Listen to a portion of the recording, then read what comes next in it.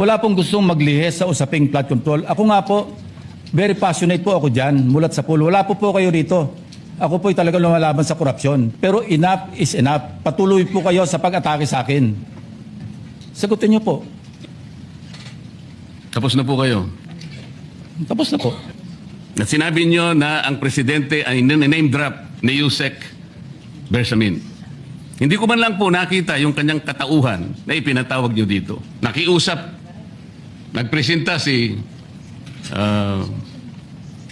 ex-Governor Chavit Singson. At iminungkahi ko po sa inyo at ang sabi niyo, sige po, sa susunod na pagdinig natin, ay iimbitahan natin siya. Sapagkat marami raw siyang gustong ibahagi sa ating pagdinig tungkol sa mga project sa Ilocos. Ngunit hindi po niyo tinawag. Yun po yung pinagtataka. Ito po yung gusto ko sanang sagutin ninyo. Sa akin po wala nang kwenta kahit na ako'y patutsadahan ninyo na ganito ako, ganito kami, ganyan. Hindi na po mahalaga sa akin yun eh. Ang mahalaga po, Mr. President, ang taong bayan ngayon na naghihintay ng kasagutan. Ito po yung taliwas po sa inyong ipinahayag kahapon. Sinabi nyo rito, natanggap ko. Mr. President. Patapusin niyo muna ako para may paliwanag ko kung bakit hindi man lang ako sumagot sa inyo, Ginoong Pangulo. Yun po ba ang gusto niyong mangyari, Ginoong Ping Lacson? Negative po. Sigurado hindi po yun. Bakit kayo po? Naglilinis, sino pa po nagsimula nito? Nung una Bakit pong po? privilege speech ninyo, hindi ko na sinagot kasi ayoko magkagulo. Pero enough is enough. Kahapon, nanonood ako sa aking opisina, gusto kong bumaba, kaya lang malalim na ang gabi at ayoko maabala yung trabaho sa Senado. Kaya nagsabi ako sa ating Senate President at ito'y na-manifest niya kahapon, narinig ko, na I was told na sasagot ako ngayong araw na ito. Wala pong gustong maglihis sa usaping flood control. Ako nga po, very passionate po ako dyan, mulat sa pool. Wala po kayo rito. Ako po'y talagang lumalaban sa korupsyon. Pagdating sa national budget, pagdating sa lahat ng usapin, hindi nyo po matatawaran ang aking hangarin, maituwid ang lahat ng katiwalian dito sa ating bansa dahil hindi po tayo muusad.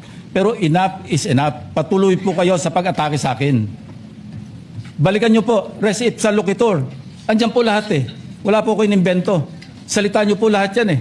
Sabi niyo, iniinsulto ko kayo. Sagutin niyo po. Totoo po ba o hindi yung ating napanood sa mga video? Totoo po ba o hindi yung aking mga binanggit? Tapos na po kayo. Tapos na po. Kasi po ganito May I eh. suggest that the two gentlemen address the chair instead of addressing each other? Sorry, Mr. President. Pagpaumanhin po ninyo, Ginoong Pangulo, ngunit nakakalimutan po ng ating Senator Ping Lacson na siya po ang nagumpisa sa ngayon lang eh. Ako rin po ay defensor ni Diskaya. Palagi niyang ipinipilit yun. Hindi niya makalimutan ang sinabi ko na nung ako po ay nasa Blue Ribbon Committee, tungkulin ko po kasi na ipaglaban ang sino man, witness man siya, resource person, siya po ang kauna-unahan na nag-apply ng Witness Protection Program. Sa aking palagay po, nung panahon na yon, ay kakailanganin namin siya sapagkat mga pangalang malalaki ang dapat na makuha natin. Hindi naman siya, ang ibig ko sabihin, si Diskaya po ang mismong nagbigay po ng kanyang kagustuhan. Nung una po, Mr. President, ayaw ko nga maniwala sa kanya eh.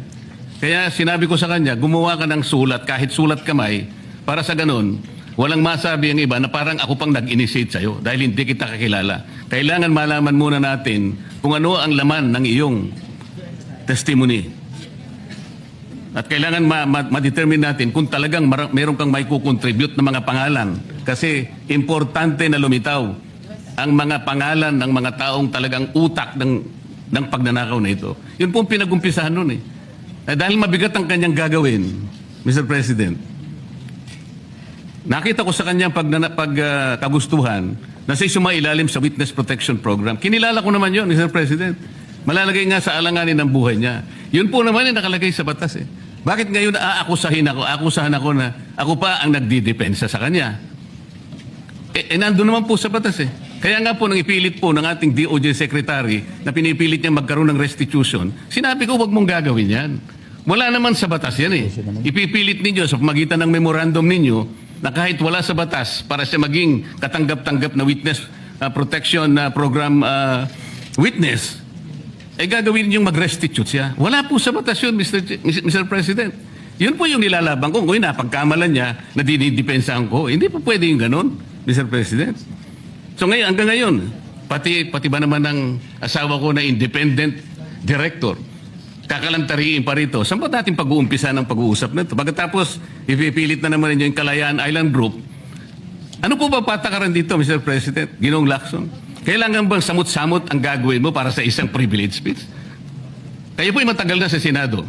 Alam ko po, kabisado nyo yung patakaran dito. Ang isang privilege speech nakatutok lang sa isang subject matter. Pero kung gagawin po ninyong samot-samot ito, at pagkatapos ay mag-uumpisa kayo na parabang ang nilalaman ng privilege speech ninyo puro ad hominem. Wala po tayong matatapos dito. Ang hangarin po natin dito ay yung subject matter na pinipilit natin sapagat ito po ang inihintay ng taong bayan. Kung sasagutin ko po ng isa-isa at ang iba po'y sinagot ko na, ay lalayo po tayo. Ang akin pong tinatanong sa aking privilege speech kahapon ay bakit parang hindi ninyo pinagbigyan ang ibang mga tao na napakarami nilang dapat sabihin para sa ganun malaman natin ang katotohanan. Kayo po ang nagsabi, Senator Lacson, Mr. President, napupuntahan natin lahat ng lugar na kung saan ang ebidensya.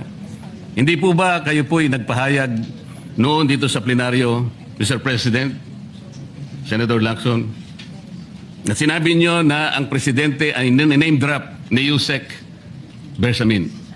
Hindi ko man lang po nakita yung kanyang katauhan na ipinatawag nyo dito. Samantalang napakalaki ng dapat niyang ipaliwanag sapagkat kayo po ang nagsabi sa pamamagitan ng pagtitiwala ninyo sa ibinigay na testimony ni Yusek Bernardo na niname drop niya ang presidente. 100 billion pesos po pinag-uusapan dito na kung saan ang porsyentong tinanggap nila sang-ayon din sa inyong pagpapahayag ay 8 billion pesos. Nagtataka po kami, ang taong bayan, hindi nyo man lang pinatawag si Yusek Bersamin. Nagtataka din po ako. Alam po ninyo ito. Nakiusap. Nagpresenta si ex-Governor Chavit Singson. At ipo'y iminungkahi ko po sa inyo. At ang sabi niyo, sige po, sa susunod na pagdinig natin, ay iimbitahan natin siya. Sapagkat marami raw siyang gustong ibahagi sa ating pagdinig tungkol sa mga projects sa Ilocos. Ngunit hindi po niyo tinawag. Yun po yung pinagtataka. Ito po yung gusto ko sanang sagutin ninyo. Sa akin po, wala nang kwenta kahit na ako'y patutsadahan ninyo na ganito ako, ganito kami, ganyan. Hindi na po mahalaga sa akin yun Ang mahalaga po, Mr. President, ang taong bayan ngayon na naghihintay ng kasagutan sa maraming katanungan nila kung magagawa pa natin na buklatin lahat ang dapat buklatin. Kilalanin kung sino dapat kilalanin. Ang gusto ko pa po sana, Mr. President, sana sagutin po ninyo, Senator Lacson. May I respond, Mr. President? May I respond, Mr. President? Yes, please, go ahead. Mr. President, Your Honor, have you read the partial committee report? Ganito po ang nangyari, Mr. No, have you read President. the partial committee report? That is my question, Mr. President. Binasa ko po, ngunit hindi ko po magawan ng paraan kung paano ko po itatrato. Kasi kahit na po ganun ang nangyari, tiningnan ko po Kaya lang, sabi ko sa mga staff ko, nung mag-meeting kami, bakit ka ako wala man lang pirma ito? Ito po yung taliwas po sa inyong ipinahayag kahapon. Sinabi nyo rito, If I may be natanggap allowed, ko, Mr. President. patapusin niyo muna ako para may paliwanag ko kung bakit hindi man lang ako sumagot sa inyo dito sa ibinigay niyong material na ito. Kasi sinabi po ninyo, for one, I have it on record that his office already received a copy of the BRC Partial Committee Report as early as February 11, both hard and soft copies, but he has not signed it, even with I dissent remark. It follows that as chairman, I was first to sign before routing the same contrary to his claim that I did not. Kahapon lang po namin nakita ito, Mr. President. Pero hawak ko po dito yung ipinrint naming kopya na nakuha lang namin sa isang link sa PDF document. Kami lang po nagprint nun. Wala pong pirma. Mr. President, we assume that it came from the office of Senator Lacson or probably from the Blue Ribbon Committee. I would not assume otherwise. So sabi ko, kung walang pirma ito, wala man lang covering letter, ano bang gagawin namin dito? Gagawin ba nating banderitas ito? Ganun po ba yung pagbibigay ng isang importanteng dokumento? Kung inaakala po yung importante ito, bakit wala naman pong pirma man lang? Sa akin So palagay, hindi po ganun ang pagtrato sa amin bilang miyembro ng Blue Ribbon Committee. Dapat man lang sana, kahit na initial nyo lang po at meron siguro kayong instruction doon, anong gagawin namin dito? Now, before Senator Lacson responds, will you answer the question? Did you read it or not? That was the question. Yes, Mr. President. You read it. Okay, Senator Lacson, go ahead. Yes, Mr. President.